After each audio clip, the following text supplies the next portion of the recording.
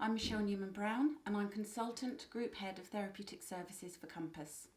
And I'm here to tell you today about AHCT, which is a Compass therapeutic approach. Compass Community are composed of 3 services. There's fostering, residential and education, which enable us to fully support the progression of all children's needs. We also have a 4th pillar to complement fostering, residential and education, which is our therapeutic services. This is to provide ongoing, in-depth and bespoke therapy for any or all of our children. AHCT is an acronym for Assessing and Healing Complex Trauma.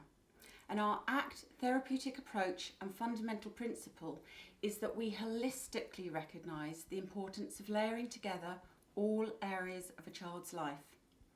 This means being child-centred in our thinking and providing a constant wraparound service. This includes us providing the day-to-day therapeutic, residential or foster care. Then there's the therapeutic education, a range of potential therapy and the connection with family, and as well as thinking about relationships, friendships and abilities to integrate into the local community. Our fundamental belief is that because the visible and invisible effects of complex trauma can manifest in so many differentiating, unique and extreme ways, every child requires specific, bespoke, individual means of healing.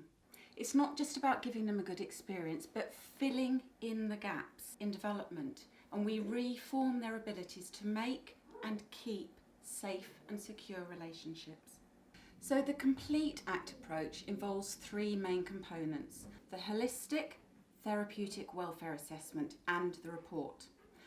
There are 7 stages of healing process which take place and bespoke therapy. As far as is realistic, the process, the staff learning and development, as well as the approaches with the young people will be the same throughout residential, fostering and education. This is so that we can maintain consistency and stability to further enhance safety and therefore the chance to calm and heal emotionally, socially and cognitively.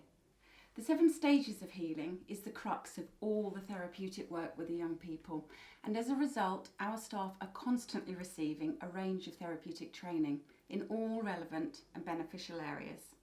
The first stage is the holistic psychological assessment of bespoke individual package of each child's needs.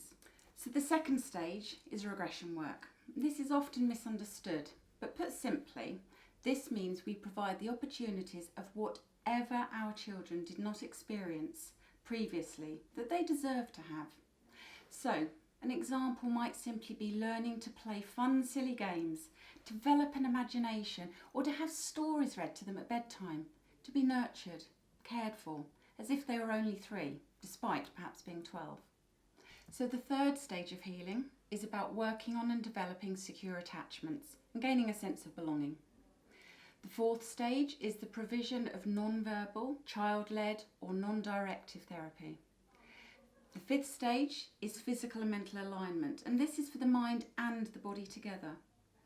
The 6th stage is the validation and talking therapy stage.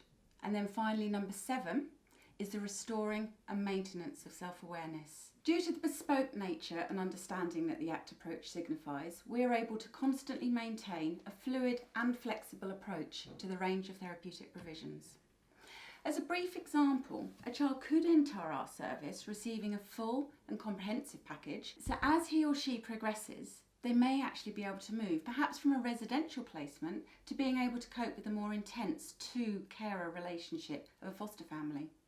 He or she might then require less support in the education sector, as well as possibly not needing therapy. However, it may also arise that a child has reached high levels of success, but a life cycle change, such as a move into secondary school or a meeting with a family member not seen for a while, could trigger complex feelings and prevent with increased levels of trauma. If or when this does occur, we are able to work together in various teams to increase the level of support and to re-engage in therapy if required. Here is a list of just some of our multidisciplinary team professionals which can be called upon at any stage of the children's assessment and healing process. More in-depth details of how each of these therapies benefit the healing can be found on our website. I hope this has been a helpful introduction of how our assessing and healing complex trauma approach is so helpful for so many.